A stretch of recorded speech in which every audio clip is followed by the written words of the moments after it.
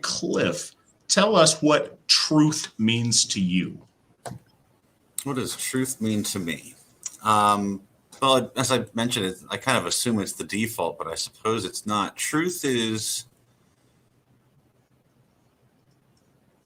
I guess there's honesty and then there's truth, right? Honesty is telling the truth. And that's a lot easier to define. It's, not lying, not manipulating people through subterfuge anyway, encouraging people, that's fine. But truth itself, it's what is and is not changeable. We can use our will to shape the world, but truth is all of that we either cannot change, or it's the way things are now. That the sky is blue is a truth, right?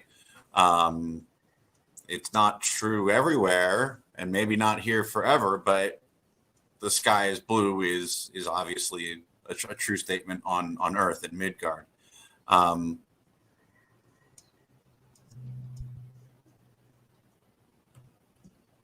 Gosh, I guess I should have thought of that more before I came on, but it's the unchangeable facts or laws or essence of nature or being. Well, I'm picking up on some of the side chat over here, and one of the things that's interesting is truth is so fundamental. It's hard to, when you try to get to etymology and you try to get to definitions, you have to use language to describe those words. And there's certain core values that don't really, it's hard to imagine a root from them or something that predates them to define them. Truth is perhaps the most basic element of, as somebody put in the side, of conforming to reality. One thing that I think is very fundamental about, as far as the value of truth, is,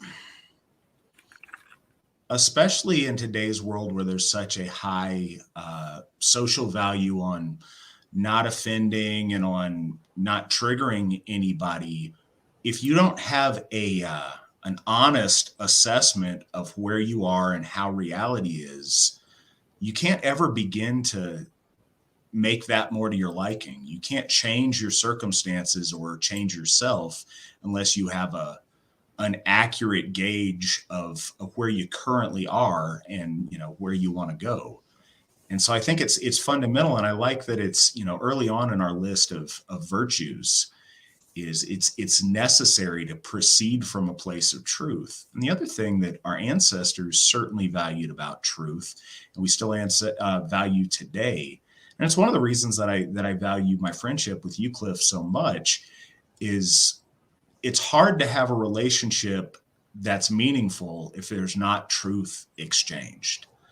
I've seen this in just in my life growing up. My mom she's always been one of those people that smiles and nods and says everything's fine. And her relationships with people is always very, very surface level, because she learned the skill of fundamentally basing everything on niceties and white lies. And I don't say that in any way to be insulting of my mother. There's a generation of people that's just the way you do things, is tell people what they want to hear, and you don't air any kind of dirty laundry, and you don't, you behave a certain way that's on the surface. And I've watched it really limit the deep friendships and deep relationships that she had in her life. And it's kind of a important lesson I learned that way. True frith and beyond that friendship is based so much on being able to count on getting honest information and honest feedback, be it verbal or emotional, from the people that you interact with. So I have a question come up from Nick. Is there an esoteric aspect to truth? Cliff, what are your thoughts? Well, I think so. Yes. I actually, while Matt was talking for a minute there, I wasn't really satisfied with, my definition of truth, and so I went and I Wiktionaried it, because Wiktionary is, the true facts of the universe, right? And it the word truth comes from Proto-Indo-European. I don't know if I'm going to say this right, but Dru, which means tree, which comes from Deru, which means firm or solid. So it actually is a lot closer to what I was saying than I guess I gave myself credit for. It's the hard facts, the concrete matter of things. And it's interesting that you asked the question about the esoteric meaning of truth just after I looked that up, because, we have Yggdrasil, the world tree, and it's what the 9 worlds are structured on, what they're hanging on, I think is how it's put. And the worlds, they exist in reality, is one way to interpret that. If the word truth actually, comes from tree, from our ancestors' understanding of the universe, and it's not just our people that have this concept of a world tree, of, the axis mundi. It's fundamental to, I think all peoples in the Northern Hemisphere, actually. It's something that's so fundamentally, I'm going to say, true. Not supposed to use the word that you're trying to talk about when you're describing it, but it's tough to do with this one. But it's fundamental to everything that we can observe. And I think that a lot of our people's understanding of spirituality comes from observing the stars, from observing the trees, from observing animals, and just the way that the world works. Scientific observation doesn't make the gods. It's not like we created them because some people say that, but it's not that we created Thor because we needed a way to explain thunder. It's the other way around. We started to understand Thor because we could see Thor in the world through thunder and lightning. But yeah, I think there's an esoteric part to truth. It's almost an upside down question, I guess. Isn't esotericism all about getting to truth? Almost that's the tool to find what is true and to best understand the world, both natural and supernatural, as fully as one can. That's one of the things with esoterics is there's useful esoterics, and then there is masturbatory escapism esoterics. And, I often define that as basement wizardry often, but very seriously amongst our people. One is based on truth. One is based on better understanding the universe, better understanding your place in it, and then working with that, whether you like the answers you get or not. And the other is quite literally, spending your time in the land of make-believe, deluding yourself with, fluffy words that make you feel powerful when you in fact aren't. So I think it's kind of an important definer in esoterics. One of the things, and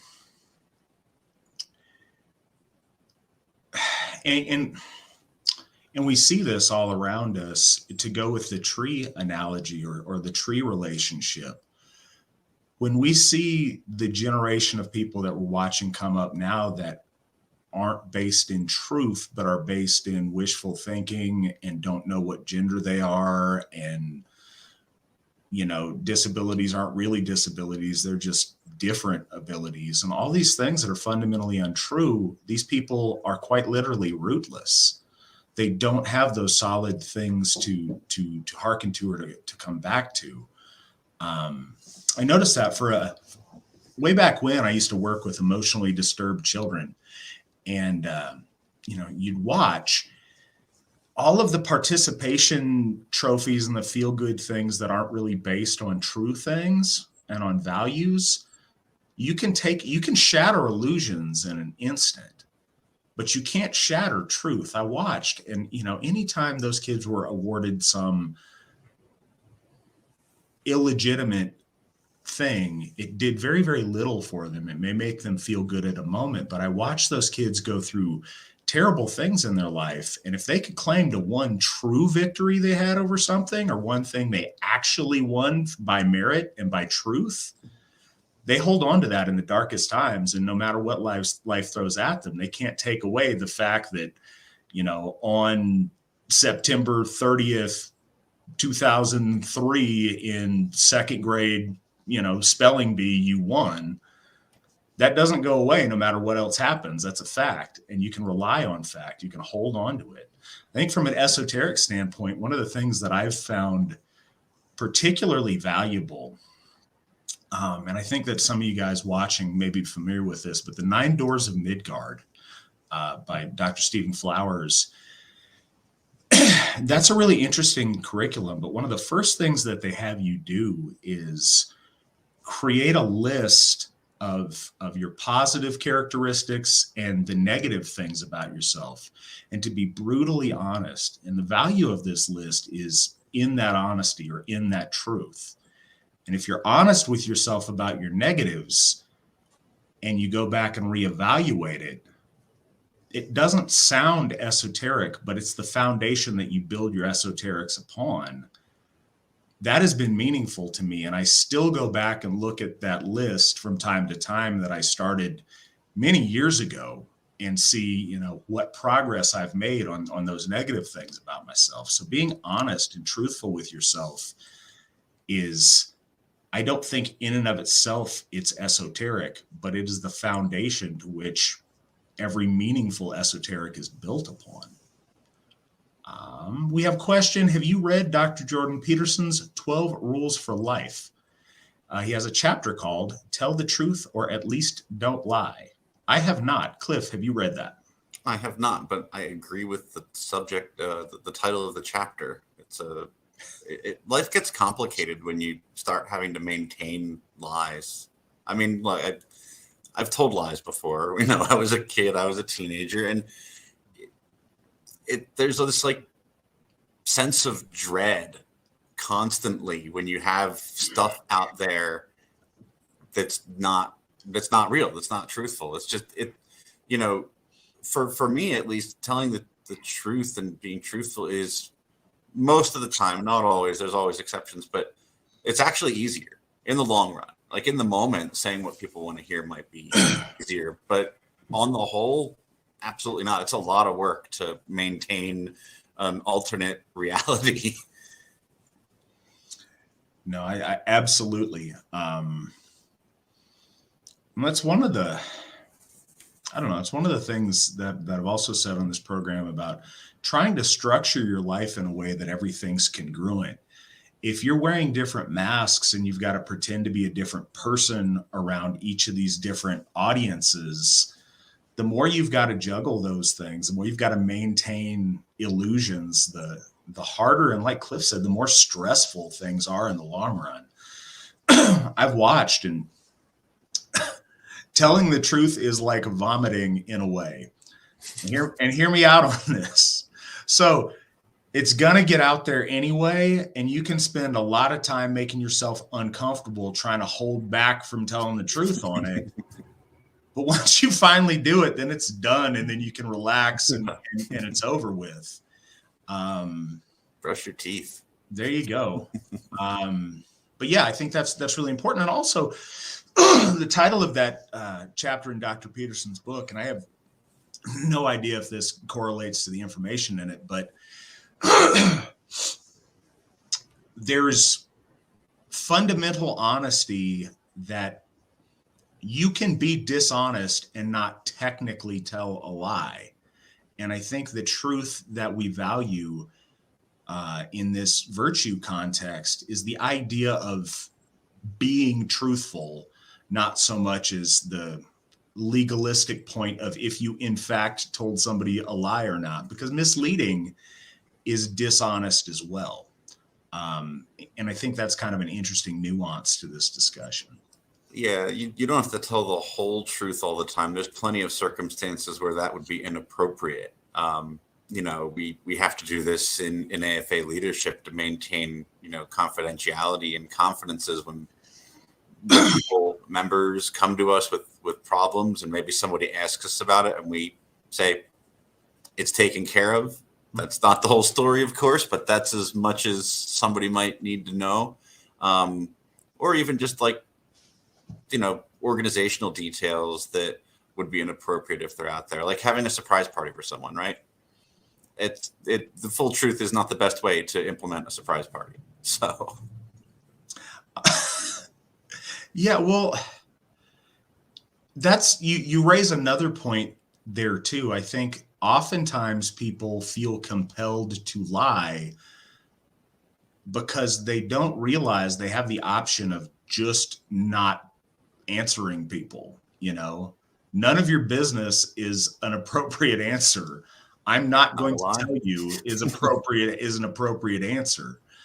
I would appreciate all of those answers better than somebody lying to me just to get me to leave them alone.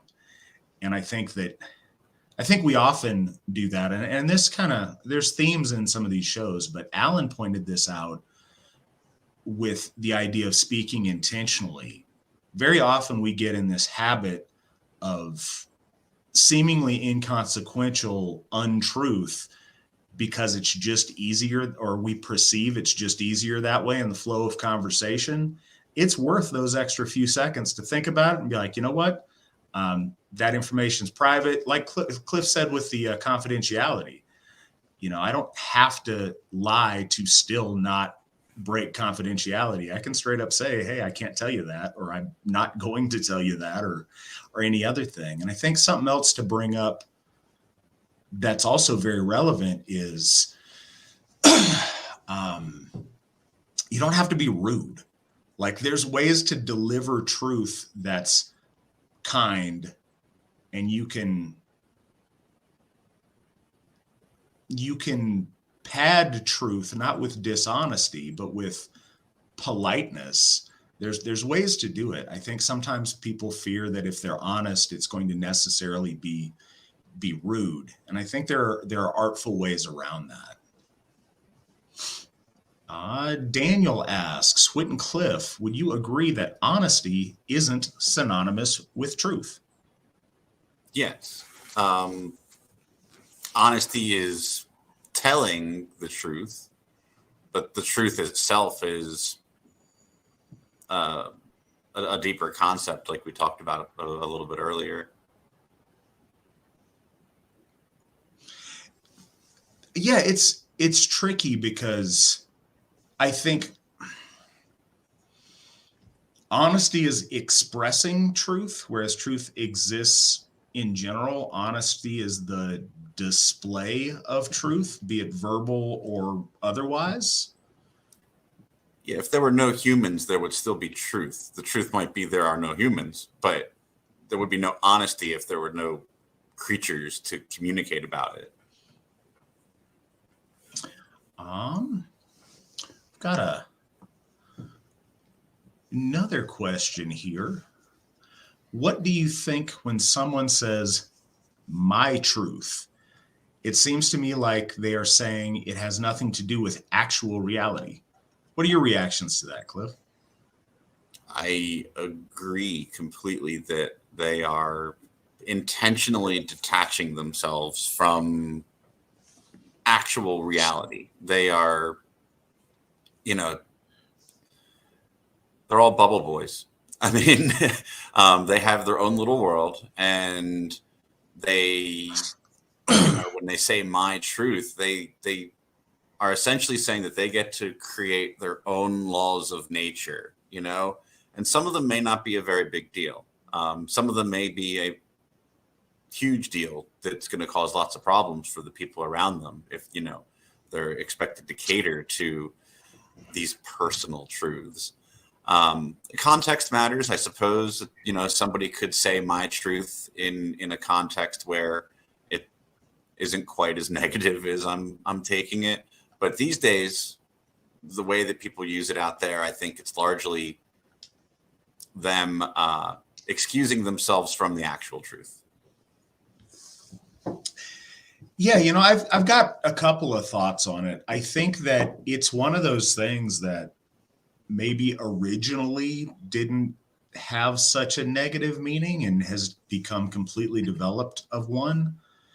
Now, whenever somebody says that, it seems to be a preface to them telling you something that's not true. Like, let me tell you my truth. And then some woke nonsense that doesn't conform to any kind of reality. I think that I've heard the term used before in saying what you believe to be true, even against popular opinion or popular perception, as if on like testifying about something, to go, tell your truth, meaning maybe express something that is true to you as far as a subjective experience goes. But yeah, in general, I think that when somebody specifies that it's their truth as opposed to other people's truth, it's probably because it's not truth at all. We've got a super duper chat from Corey Proudfoot for $10. Thank you so much. We really appreciate that. When we fail to speak hard truths, we keep others in denial. When we lie, we force others into delusion. I think there is truth in that comment, Corey. Sounds right to me. Something else I noticed over in the apparently that is a quote from Dr. Peterson. And yeah, I tend to agree with that, certainly. Over on the side, we've got somebody quoting the Have 'em All for us, and I think this raises an interesting thing for us to talk about. An honorable friend deserves truth, but a false friend has forfeited all right to it, and thus deception may be repaid with lies, if necessary, to avoid ruin, as stated in the Have 'em All. So I think that's a Have 'em All paraphrase there, but certainly that is what the Have 'em All says in the fundamentals. And I think that's an important nuance. Because these things are our core values doesn't mean they're not things that we're capable of acting differently with if there's purpose or there's intent. But it does mean it should be our default setting. And I certainly think it means it's what we owe to other noble people who are acting nobly. But yeah, you're correct. And by extension, the Allfather is correct by advising that, folks that treat you dishonestly are not entitled to being treated honestly by you. And certainly there's tactics and context involved. Just another Cliffism. Cliff is always the guy that makes the point in any of our internal discussions about how context is everything in some of these things. And I think that the context matters there specifically. What are your thoughts about it, Cliff? I think the use in that translation of the Havamal stanza there, if it was sticking to the way we framed honesty and truth in our conversation here, it may have used the word honesty more than truth, because if we're holding up truth as unchanging and eternal, then what that stanza is talking about is really honesty. It is not amoral to use deception on a battlefield or in politics or something like that. Those are things that you should be doing because they're in your best interest and the best interest of your people, your tribe, your family, your unit, whatever the group that you are devoted to and responsible for. So in a way, lying to your enemy is truthful. I think that's what you're supposed to do. Because, it's like when you get these, IRS scam calls, you should not tell them your social security number, and that doesn't make you a bad person, right? So yeah, no, absolutely. And I think that most of the time when we're talking about these values, and some of them don't have a social component, they all can be applied socially, but this one has kind of I suppose it comes with the conflating of truth and honesty, because I do think the two are very intimately related and worth talking about in the same breath. But truth exists regardless of social circumstance. Honesty is a characteristic informed by truth that is of value in the standard when dealing with noble people who are, that's the default when dealing with people that you have no enmity with. But yeah, and tactically, there's a lot of deception to where, there's levels of deception depending on the person that you're dealing with. But a fundamental of all of that, like Cliff said, is the more you maintain truth regularly and the less deception you have to manage, the better, because it once you say it, it's all something you have to keep track of and manage if it's not fundamentally true. We also have another super chat from Joe Manning with 41 US dollars. Thank you so much for that, Joe. We appreciate it. As a side note, the down payment on Sigerheim, if every AFA member donated $41, we would have that in the bag right now. So I appreciate that, Joe, and thanks for doing your part. He says, in light of the Have 'em all quote, have either of you had an experience where you had difficulty reconciling honesty with either tactics or kindness? Cliff, I'm going to let you go first on that.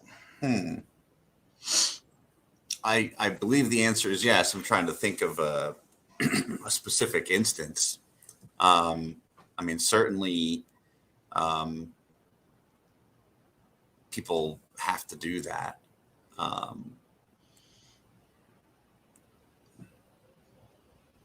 The short answer is yes. I'll think and see if I can come up with a more detailed example. But I think, of course, we all have. Well, thanks, Cliff. I fed you the question so that I would have time to think about my answer. Yeah, I was spoiled.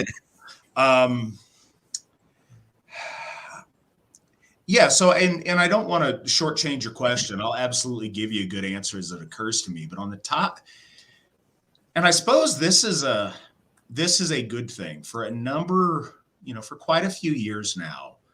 I have tried very hard to be truthful and to get out of the habit of being tempted to be dishonest out of convenience or out of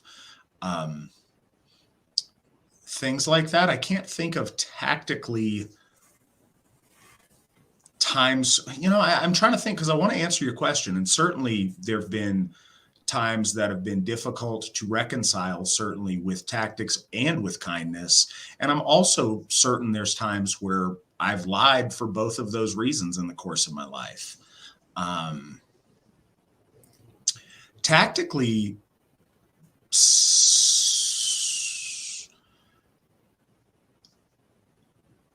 I have let people, so early on with AFA stuff, I suppose this is a small one and I don't feel bad about it, but just as a note, I've let people believe things that aren't necessarily true. Like it always entertained me early on, and we've certainly grown since then. But when our member number was very much smaller, people would ask me, how many members are in the AFA? And, lately I've gotten very frank with just saying out loud. Right now, we've got 932 members. But at the time, I'd respond by, well, how many members do you think are in the AFA? And they would tell me like tens of thousands and, these spectacular numbers. And I would kind of nod and move on. And it wasn't really dishonest, but I would certainly let them continue thinking that we were more successful than we were. I think that's a really small thing. I certainly don't feel bad about that, but I that's just the quickest tactical dishonesty, I think, that I can think of right now. Out of kindness, I'm sure that I have, and I'm not trying to skirt the question, but something I've always really valued about myself in my friendships in my life, I've tried really hard throughout my adult life to be honest when people ask my opinion and never just tell them what they want to hear, specifically so that they knew they could trust my opinion. Because I value that in others, and I really want people to have that in me. Like when they ask my opinion, I'm going to tell them, and it may make my negative commentary not make them feel good, but it means they can take my compliments to the bank, and they can trust that when I say they're doing something well, that I really mean it. And I even do this with children or whatever. I try not to overly flatter something, to where if I say something is done well, that it really means that. Because again, I think that you can put trust in that, and it puts your mind at ease if you can believe the advice you're getting. But if you have a friend that just wants to tell you what you want to hear, it may be nice, but it doesn't give you peace of mind, and it doesn't help you sleep at night. But I promise, as this conversation goes on, if I think of other instances, I'll put those out there for you. I've thought of a few types of things. They're not, I can't identify them as like specific instances, more like scenarios that I know I've been in. So I don't know if this applies to the tactically part of the question per se.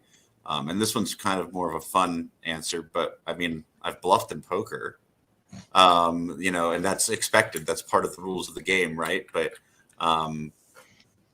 that's a dishonesty that's there that is, on purpose and expected.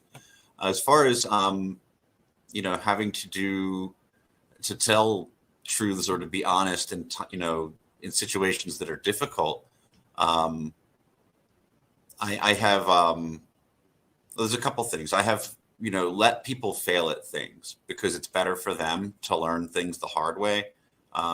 This is true professionally. This is true when raising children. This is true, with AFA leadership. Sometimes I'll see a mistake in progress and maybe just let it play out because a lecture as opposed to real experience is just never as good. I think everyone has been in the situation where you have to break up with someone that you're in a relationship with and they haven't done anything wrong. It's, literally the cliche, it's not you, it's me, where you are just not wanting to continue that. And, you have to hurt them to do what's best for everybody involved. So that, is something that I think most people can relate to. And specifically relating to Asatru, I have had to speak to a few people that wanted to be members who were not suitable for membership, and to tell them the reasons for that and to get them in a direction that's going to be more healthy for them. But knowing that, I'm saying no, that's not something they want to hear. And, to try to be helpful with that, but also with the, the expectation of they may just not like what I'm saying.